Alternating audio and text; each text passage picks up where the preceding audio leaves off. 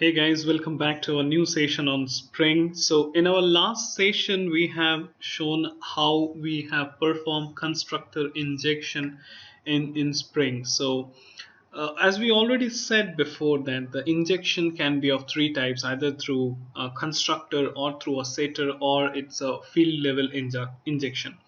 So today what we are going to learn is known as a setter injection. So what we need to do for this is we will be commenting out the last piece of code that we have written. And since we already have a data member of data DAO, okay, and what we would like to do over here is we would like to create a setter method of the data DAO. We only need the setter, okay.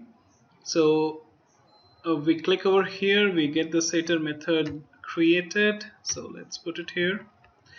And if I go to the application context.xml, so initially we have seen that this particular class was having a constructor where the first index was a reference to the class data DAO, and this was referring to this. So now we do not have a constructor.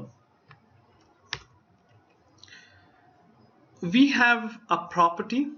So if I go to data service once again, it has a property whose name is a data DAO, right? So what we will do is we'll go here, and inside this we'll say property name, and it is data DAO, right? And it is taking a reference of what? It is taking a reference of the data DAO class. So if we specify the data DAO over here, what will happen is internally it will search for a bean ID for data DAO, and corresponding class will be automatically injected into the data service class. So this is how it's happening. So whenever bean will look into this particular bean definition, it checks for data DAO, property name data DAO. So internally what happens is it will search for a setter method, that is set data DAO. So it will go over here, it will check for setter method like set data DAO, and it will inject the value that we are kind of providing it, right? So let's run this piece of code and see how it works. Cool. So we have the values, right?